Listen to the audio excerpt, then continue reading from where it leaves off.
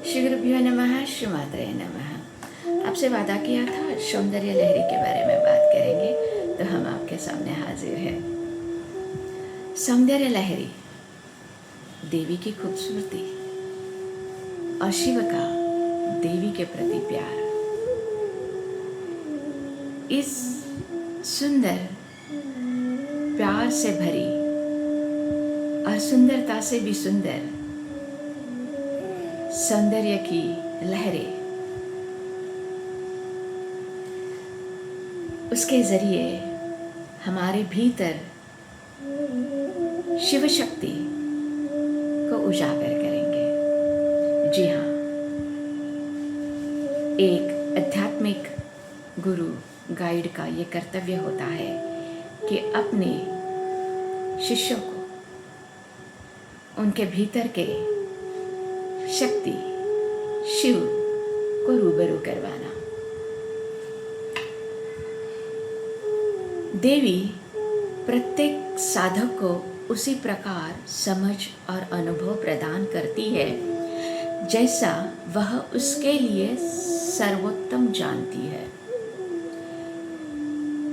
आपने देखा होगा कि कई साधक इस मार्ग पे आते हैं, लेकिन हर किसी की अनुभूति अलग अलग होती है, उसके प्रारब्ध के या उसके साधना के प्रति समर्पण पे, और जैसा भगवती चाहे। हम हमेशा कहते हैं you can forget your destiny but your destiny will never forget you.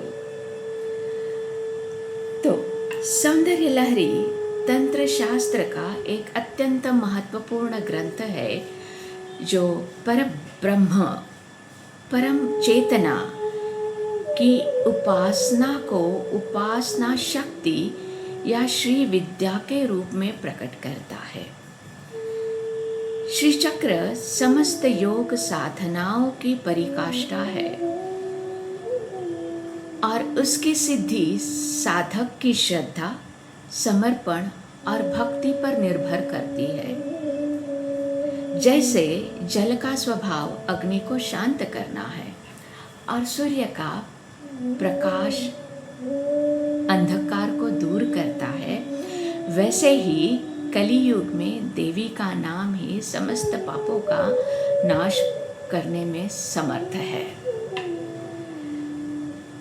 तो देवी का ज्ञान, उसके अस्तित्व का अनुभव हमें उस सीमा तक पहुंचाता है। श्री विद्या साधना के माध्यम से साधक एक साथ राजयोग, भक्ति योग, हठ योग, ज्ञान योग और कर्म योग का अभ्यास करता है। ऑफ कोर्स उसके साथ में ध्यान योग आया, मंत्र योग आया, जिससे वह अपने भीतर निहित सर्वोच्च संभावनाओं को जागृत कर सकते, जिसे सिद्धि पाना कहते हैं। शक्ति वह सार्वभौमिक ऊर्जा है जो हर रूप में विद्यमान है, भौतिक, मानसिक, भावनात्मक, आध्यात्मिक, गतिशील और सूक्ष्म। जब मनुष्य शून्य से विचारों का सृजन करता है, तब वह अपनी ही शक्ति का प्रकटीकरण करता है। शिव सर्वव्यापी चेतना है और शक्ति वह स्पंदित सृजनशील ऊर्जा है जो संपूर्ण सृष्टि के प्रत्येक कण में प्रकट और अप्रकट में विद्यमान है। इसलिए हम हमेशा कहते हैं कि ये जगत देवीमय है और ये देवी ही जगत है। शक्ति जड़ भी है और चेतन भी। जब मनुष्य स्वाभाविक शांति और आनंदित अवस्था में होता है, तभी वह सौंदर्य और ज्ञान का साक्षात्कार पाता है। अशांत मन तो सौंदर्य को देख सकता है, लेकिन ज्ञान को धारण नहीं कर सकता। इसीलिए सहजता, शांति और समर्पण ही वह द्वार है जहाँ से सौंदर्य और प्रज्ञा दोनों प्रकट होते हैं। यही सौंदर्य लहरी का गूढ़ रहस्य है, सौंदर्य और ज्ञान। जहाँ सौंदर्य ही ज्ञान बन जाता है और ज्ञान ही सौंदर्य में विलीन हो जाता है।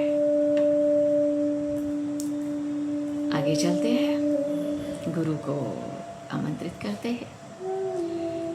एंकार हिंकार रहस्य युक्ता श्रृंकार गूढ़ार्थ महाविभूत्या ओंकार मर्म प्रतिपादिनाभ्यां नमो नमः श्री गुरुपादुकाभ्यां। हम सौंदर्य लहरी के हर मंत्र का अर्थ जानेंगे। हर मंत्र के दो अर्थ होते हैं, एक शब्दशः अर्थ और एक सारांश। जो सारांश होता है वो गूढ़ होता है और वहीं पे ज्ञान छुपा होता है, और वह ज्ञान आप तभी महसूस कर पाओगे जब आप उसकी गहराइयों में उतर पाओगे। ठीक है, तो अभी जो हमने गुरु का मंत्र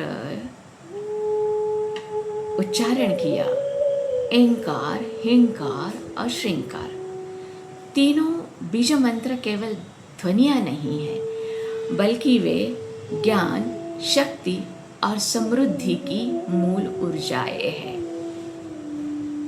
बीज मंत्र एंकार ज्ञान और वाणी की जागरूकता का प्रतीक है। हिंकार आंतरिक शक्ति और चेतना के परिवर्तन का, और श्रृंगार दिव्य सौंदर्य, समृद्धि और पूर्णता का संकेत देता है। गुरु की पादुकाएं इन सभी रहस्य को समझाने और अनुभव करने का मार्ग खोलती है। ओंकार का मर्म प्रतिपादिनाभ्याम का अर्थ है कि गुरु हमें केवल मंत्र सिखाते नहीं, बल्कि ओम परम सत्य के वास्तविक का सार का अनुभव कराते हैं। यह समझ कि संपूर्ण ब्रह्मांड एक ही चेतना की अभिव्यक्ति है। यहाँ पादुका का गहरा अर्थ यह है कि गुरु ने जिस मार्ग पर चलकर सत्य को पाया, वही मार्ग शिष्य के लिए भी खुला है।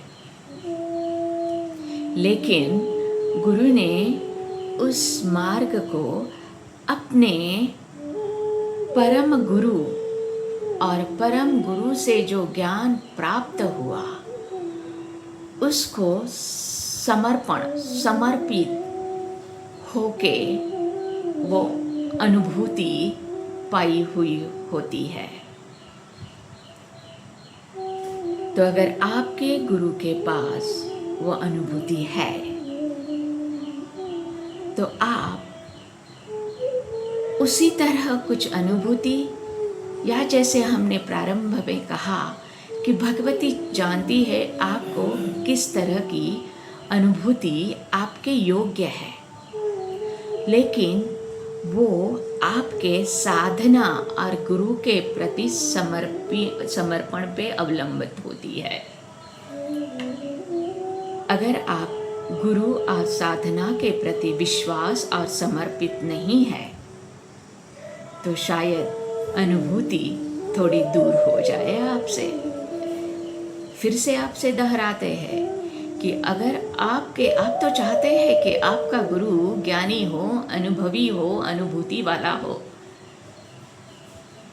लेकिन उसने किस तरह का समर्पण दिया है जो कि उसको ये अनुभूति हुई, उस तरह का समर्पण आपको भी देना पड़ेगा, तो ही आपको ये अनुभूति का साक्षात्कार होगा।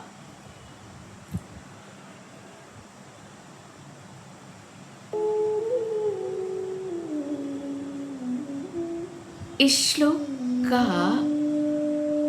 और एक अर्थ ये होता है, गुरु के मार्गदर्शन से हमें ज्ञान, ऐम, शक्ति, ह्रीम और पूर्णता, श्रीम को अपने भीतर जागृत कर सकते हैं और परम सत्य ओम का अनुभव कर सकते हैं। तो आइए आगे चलते हैं। सौंदर्य लहरी का पहला मंत्र।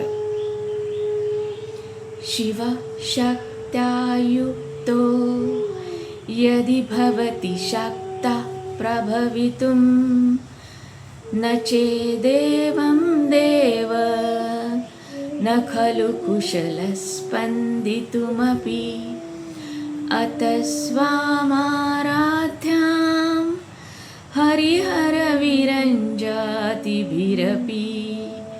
प्रणन्तुं स्तोतुं वा कथमकृत पुण्य प्रभवति।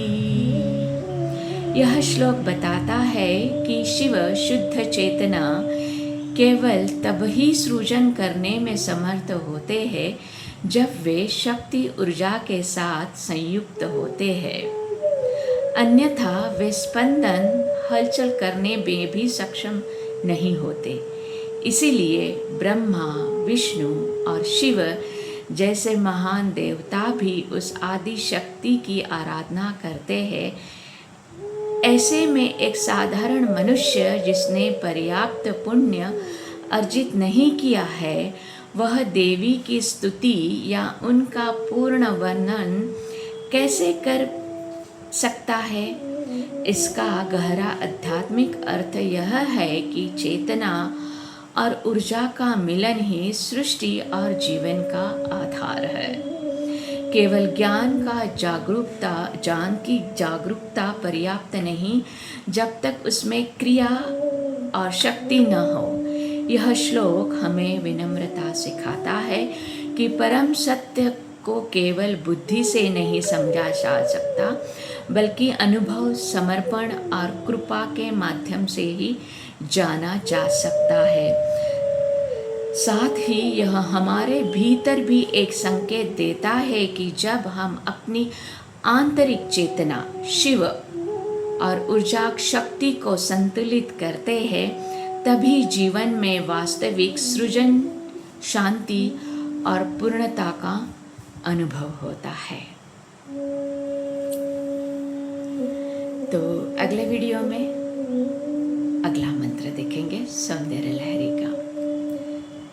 कमेंट करिए और बताइए आपको कैसा लगा। श्री गुरुभ्यो नमः, श्री मात्रे नमः।